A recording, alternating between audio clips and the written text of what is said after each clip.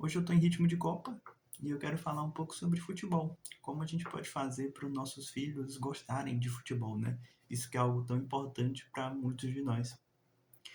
Hoje é 19 de junho, uma sexta-feira. Hoje o Brasil tá jogando, vai jogar mais tarde, né, contra o Haiti. Estou gravando aqui no meu horário de almoço, meio-dia. E apesar de eu não ter gostado muito de futebol a minha vida inteira, hoje eu faço uma análise bem mais fria e consigo entender o que é que eu gosto, o que é que eu não gosto e por que que a Copa se tornou algo tão especial para mim, né? Então acho que isso é uma forma de da gente primeiro entender o que é que acontece, por que é que essas coisas são assim na nossa vida, né? Na minha especialmente eu consigo trazer bem claramente o que aconteceu e como poderíamos usar esses conhecimentos, isso que a gente aprendeu com a nossa própria vida, para fazer com que os nossos filhos também partilhem hobbies em comum com a gente, né? Acredito que o ponto essencial aqui do vídeo não é nem sobre futebol especificamente, é sobre conexão. Conexão com o filho, né? Se você parar para pensar, depois de uns anos ali da adolescência, a fase adulta, os filhos vão ter mais contato com aqueles que são parecidos com ele, né? Com que tem uma conexão, tem algo em comum. Durante a nossa vida inicial, a gente se apega muito aos pais, mas gera um pouco essa distância muitas vezes por as coisas que nós gostamos ser muito diferente das coisas que nossos filhos gostam, né? Então, por exemplo, ele gosta lá de Pokémon e você gosta de futebol, um exemplo, né? E aí, como é que a gente consegue juntar um pouco essas coisas para ter coisas em comum e futuramente conseguir ter uma conversa um pouco mais amigável com os filhos, né? Pegando a minha vida em retrospecto, entendendo o que aconteceu, eu, eu sempre, até nos vídeos anteriores eu comentei, né? Não tive a presença do meu pai biológico dentro de casa, mas tive o meu padrasto. E ele gosta muito de futebol. Ele torce pro Ceará, né? Torce bastante. E eu acho que isso, na verdade, tem os seus prós e os seus contras. Porque o ambiente, ele começa a se tornar um pouco diferente quando tem um jogo. Então tem aquela empolgação do jogo, do placar, como é que vai sair. Só que no interior onde eu cresci, o esporte, muitas vezes, ele é visto como um certo escapismo ali. Então, era um momento de se juntar com os amigos para beber, então ir para um bar, por exemplo, e o resultado, muitas vezes, pelas pessoas se inflamando ali, às vezes o resultado era uma discussão, era uma comemoração, às vezes de felicidade, mas às vezes um xingamento para a TV, né? Quando o jogador perdia a bola. E eu, quando criança, olhando daquilo, eu me assustava, porque tá ali um monte de homem brigando, uma situação, todo mundo bêbado ali, um xingando um outro, e aí várias amizades se acabam nesse período, né? Então eu sempre vi como uma coisa bem negativa.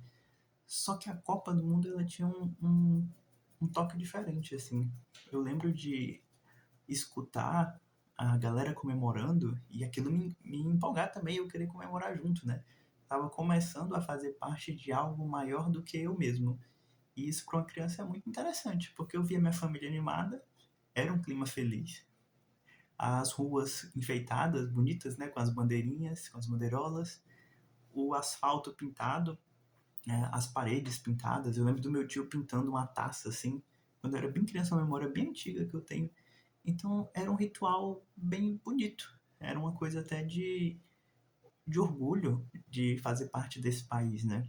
Então a gente vai crescendo e vai vendo que esses orgulhos vão sumindo. Hoje, a nossa própria seleção ela está numa baixa de popularidade em relação aos anos, quando eu nasci em 98, né? Eu nasci em 98, então eu peguei 98, 2022, não tinha noção de muita coisa, mas aí quando eu fui assistir a Copa ali em 2026, eu acho, 2016, 2006 no caso, eu já tinha um pouco mais de noção ali, tinha uns 7, 8 anos, né?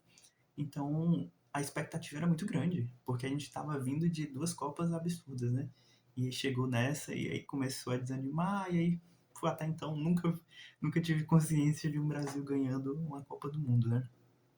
E também nunca tive uma relação com um time local, porque eu sempre via dessa forma, pessoas brigando, uma situação muito fora ali do que eu achava que poderia ser um hobby interessante para mim, algo que eu poderia gostar e me divertir. Era sempre briga, sempre alguma coisa meio negativa, né? A Copa do Mundo, por outro lado, não. Ela sempre foi uma coisa mais mágica.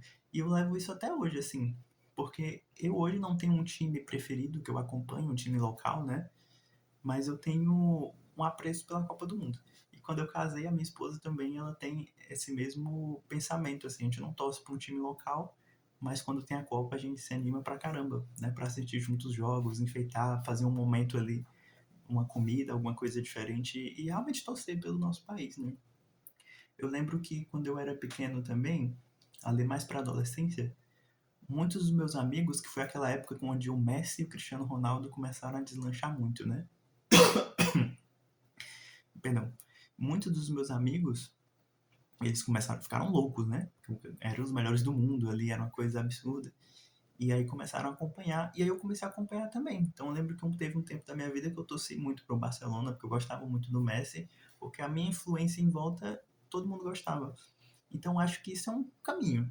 Então se você gosta muito de futebol, se você tem o seu time preferido, e imagine que para você também, se o seu filho não for torcer o seu time, vai ser uma dor, você tem que construir isso aos poucos, né?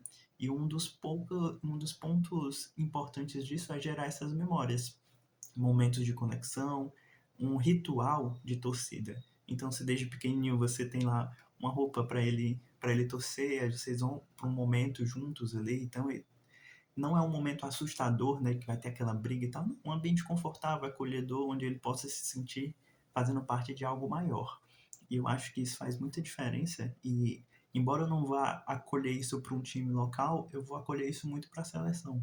Porque embora você entre na internet e veja as pessoas criticando muito, falando muito mal, ainda assim é um orgulho pra gente, é o nosso país, né? Se você parar para pensar que todo mundo que está ali são os melhores do mundo, mesmo que você perdesse na primeira rodada, ainda assim seria um motivo de orgulho, né? E não é o nosso caso, a gente sempre vai muito bem, né? A gente sempre avança bem em parte ali, pelo menos, nas últimas Copas, a gente avançou muito bem, tivemos ótimos jogos, ótimos lances, enfim, vários motivos de orgulho e algo que eu quero compartilhar com meu filho. Eu não tive com meu pai essas memórias, essa construção ali de conexão, mas eu quero que o meu filho tenha comigo, né? E eu vejo um entorno também de forma muito interessante. Esses dias eu fui no shopping, por exemplo, aqui no shopping próximo, e estava tendo um evento da Panini das trocas de figurinhas, né? Então, todo mundo levava seus álbuns e levava suas figurinhas repetidas para trocar por novas. E, cara, as crianças estavam fora do celular. Fazia muito tempo, eu até comentei com a minha esposa, fazia muito tempo que eu não via crianças reunidas sem ter o celular na sua mão, assim, brincando com o celular. Elas estavam no chão, batendo bafo, né? Batendo as cartinhas e fazendo uma troca de cartinhas e ficaram horas lá, né? Então foi uma tarde ali, uma noite, entrou pra noite que aquelas crianças estavam todas ali brincando com a família, o que é muito difícil de acontecer. Então a- esse evento ele tem uma magia assim, não pelo futebol em si, porque o futebol ele é um esporte como qualquer outro, né? Mas o entorno, até pela nossa história como Brasil, né? Nossa história como brasileiro, ele pega muito, ela tem uma magia que pega muito a nossa vontade, né? Agarra ali os jogadores. Então acaba sendo um momento muito bom. Então, se seu filho, o meu vai nascer em outubro, né? Eu já estou pensando nisso antecipadamente, porque é um assunto também que muito me anima, assim, que é algo, é uma construção de memória junto, né? Mas você imaginar que seu filho vai para a escola, na escola tá todo mundo falando sobre Copa. Ele abre o YouTube, vai ver com os amigos, tá todo mundo falando sobre Copa, todo mundo colecionando as cartinhas, querendo os jogadores raros ali, preenchendo o álbum. Ele vai pra rua e vê as bandeirolas armadas assim, né, na estrada, a estrada pintada, as paredes decoradas. Você vai gerando um ritual que é muito interessante. É como se fosse um aniversário, um Natal, um momento assim onde você tem algo especial acontecendo, né? Tem uma cerimônia.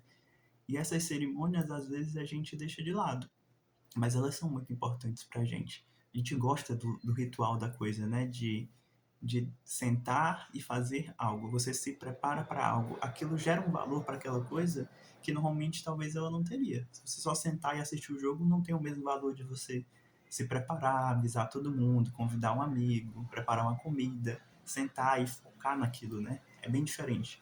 É igual assistir um filme na Netflix e um filme no cinema. As experiências são outras. E acho que para a criança isso faz muita diferença. Para um ser humano que está sendo criado, né, isso faz muita diferença. Porque não é um ambiente onde ele vai e se sente hostilizado, porque as pessoas estão brigando, a família está se partindo ali por alguma razão que seja. é o contrário. É um momento onde pessoas que às vezes não se falam, elas convivem, tem uma certa comunhão juntas ali, e muitas vezes quando sai aquela vitória tem uma explosão de alegria, né? De abraços, de palavras de suporte e apoio.